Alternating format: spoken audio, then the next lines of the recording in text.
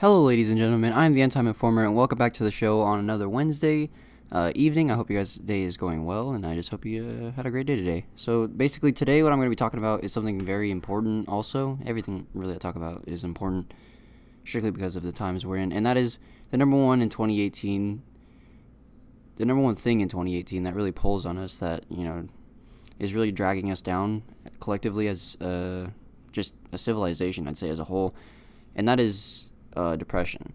Now, many people say depression is this, and that, and people in the church can be depressed. It just as almost as defending it as because it has so much power to its name. It's got so much just oomph in our modern day society, and almost everybody's affected by it. And this is because of anxiety. Anxiety causes depression, and there's no need for you to be anxious about anything if you turn to the only thing that you really do need in life, and that is a relationship and a connection between you and your Creator, which is God. And this connection is built very simply, and people talk about it all the time. If you've ever been to a church somewhere, they're like, it's just as simple as this. And it really is just as simple as asking Him to come into your heart, because if God lives in you, and God can do the impossible, and He lives in you, and yet you're going to limit Him and limit yourself to saying that you're being depressed, and just the idea of saying that God lives in you and you have the connection with God actually opens up a million doors, more so than you ever thought you could do in general. Like, if you don't think that you can heal yourself or others, then you're far wrong. There's plenty of miracles and signs that you can perform, and you have the power to perform. And it's simply because of the connection of God that lives in you. If God lives in you, and God is all-knowing and all-powerful, and He lives in you, I'm not saying you're all-powerful and all-knowing, but the Creator that's all-powerful and all-knowing lives in you, then why can't you, in turn, go and perform those signs to spread the word, the miraculous word of God?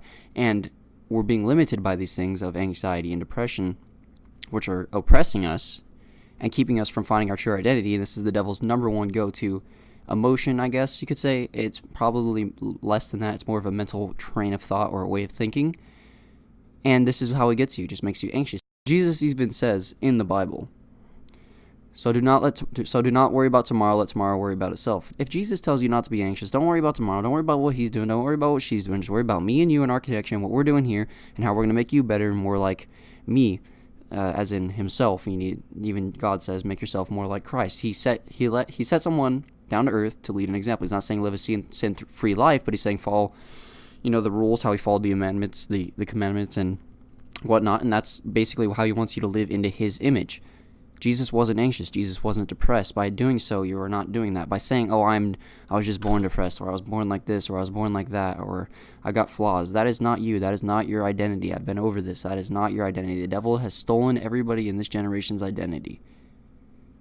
And if you aren't able to salvage that or see through that, because my identity was stolen until I was enlightened by the light and by God and by some amazing youth pastors, and I see it in my school every single day. Oh, I'm this way. Oh, I'm such like this. I wish I wasn't like this. God says you are royalty. He says you are beautiful. He says you are made without flaw. Everything that is made on you is for a reason. Everything that He created you to be was for a reason, was for a purpose. And the devil needs to destroy that identity and that purpose. And the number one he's going to do it through our youth is anxiety and depression. So we need you guys, or maybe even some of you are children or younger than adults that are listening to this podcast show, whatever you want to call it. Are you anxious? Are you depressed? Do you want to talk to somebody about it? Talk to someone about it. Talk to your youth about it. Talk to your pastor about it, because some of them, even the pastors, it's a very touchy subject to touch on because it's very dangerous. You can lose people. People are very unstable when they're in this way of thinking, and it is hard because it's even hard for pastors to talk about. But if you find someone who really has a good grasp and a good connection with God, it's very easy for them to talk about it. Even me, it's very hard to explain because it's only a small experience I've had myself, and there's people who've had a far more exposure to it and have a very good connection with the Lord and are further in their connection and their path with the Lord, which is fine, and they're more aware of these things that attack and these things that happen and the way that it develops and just how to go about talking to people with it, not to set them off in a certain way, but like, you don't understand kind of thing. So if you need to talk to someone about it, ultimately that's what it comes down to, because in the end times, it says there's going to be a great revival, and I don't see why we can't have that great revival now, but the main thing that's really restricting our population as a whole is anxiety and depression, and the more people that the devil can steal their identity from, and cause them to commit suicide, that is more to victories the devil is getting, and the further he's pushing us from getting to that great revival, which is inevitably going to happen, but the sooner we can make it happen, the greater. And I don't see why not. Maybe this is the reason why we need to start advocating and start pushing away, getting rid of these antidepressants, these things that are getting you hooked on a bunch of other stuff that you really don't even need, when all you really do need is a connection with God and understanding of what you're feeling is okay and what you're feeling is not true and it's false, and that you can actually get over it very easily by saying a quick prayer. So thank you guys for tuning in for today. I'll see you guys next Wednesday.